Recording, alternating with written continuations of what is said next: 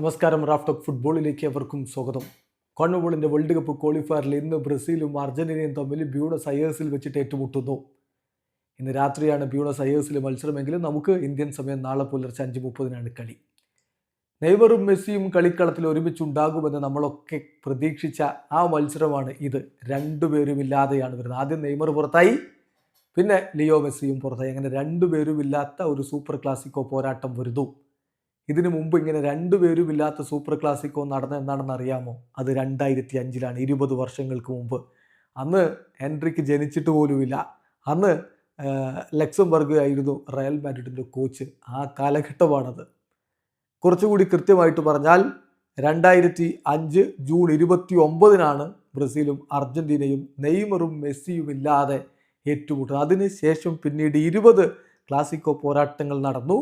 അതിൽ 5 നെയ്മറും മെസ്സിയും ഒരുമിച്ച് കളത്തിലുണ്ടായിരുന്നത്.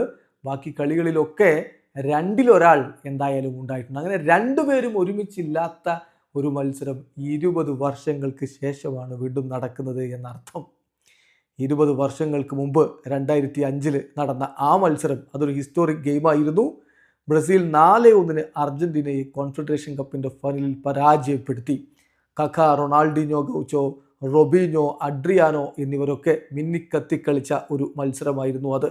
അത് കഴിഞ്ഞിട്ട് ഇങ്ങോട്ട് 20 ക്ലാസിക് പോരാട്ടങ്ങൾ നടക്കുകയുണ്ടായി. ഏതാണ്ട് ഒരുപോലെയുള്ള റിസൾട്ടുകളാണ് വന്നിരുന്നത് എന്നതാണ് യാഥാർത്ഥ്യം. നോക്കുക, അതിൽ മെസ്സിയും നെയ്മറും ഒരുമിച്ച് കളിച്ച മത്സരങ്ങളുണ്ട്. രണ്ടുപേരും ഉണ്ടായിരുന്നു. ആ കളികൾ 5 നടന്നത്. അതിൽ ബ്രസീൽ വിജയിച്ചത് 2, അർജന്റീന വിജയിച്ചത് 3. രണ്ടുപേരും കളത്തിലുണ്ടായപ്പോൾ മെസ്സി മാത്രം കളത്തിലുണ്ടായിരുന്നത് 9 മത്സരങ്ങളിലാണ്. അതായത് നെയ്മർ ഇല്ല, മെസ്സി കളിച്ചിരുന്നു അർജന്റീനയിൽ. 9 കളികളാണ് കളിച്ചത്. അതിൽ 4 ബ്രസീൽ ജയിച്ചു, 3 അർജന്റീന വിജയിച്ചു, 2 സമനിലയിൽ അവസാനിച്ചു. നെയ്മർ മാത്രം ഉണ്ടായിക്കൊണ്ട് നടന്നത് 6 കളികൾ. അതായത് ആ 6 കളികളിൽ മെസ്സി ഉണ്ടായിരുന്നില്ല. അതിൽ ബ്രസീൽ 4 ജയിച്ചു, ഒരു കളി അർജന്റീന വിജയിച്ചു, ഒരു കളി സമനിലയായി. അപ്പോൾ ടോട്ടൽ നോക്കുമ്പോൾ മെസ്സിയും നെയ്മറും ഉണ്ടായിക്കൊണ്ട് കളിച്ചിരുന്ന ആ കാലഘട്ടത്തിലെ കളികളിൽ 20 കളികൾ നടന്നതിൽ ബ്രസീൽ 10 ജയിച്ചു, അർജന്റീന 7 ജയിച്ചു എന്നുള്ളതാണ് കണക്ക്. ഏതായാലും നീണ്ട കാലയളവിന് ശേഷമാണ് അവർ രണ്ടുപേരുമില്ലാതെ വീണ്ടും ബ്രസീൽ അർജന്റീന മത്സരം. ഏറ്റവും ഒടുവിൽ ഇവർ രണ്ടുപേരും ഒരുമിച്ച് കളിക്കളത്തിലുണ്ടായത് 2021 സെപ്റ്റംബർ 5-നാണ്. നെയ്മറും മെസ്സിയും ഒരുമിച്ചന്ന് കളിക്കളത്തിലുണ്ടായിരുന്നു.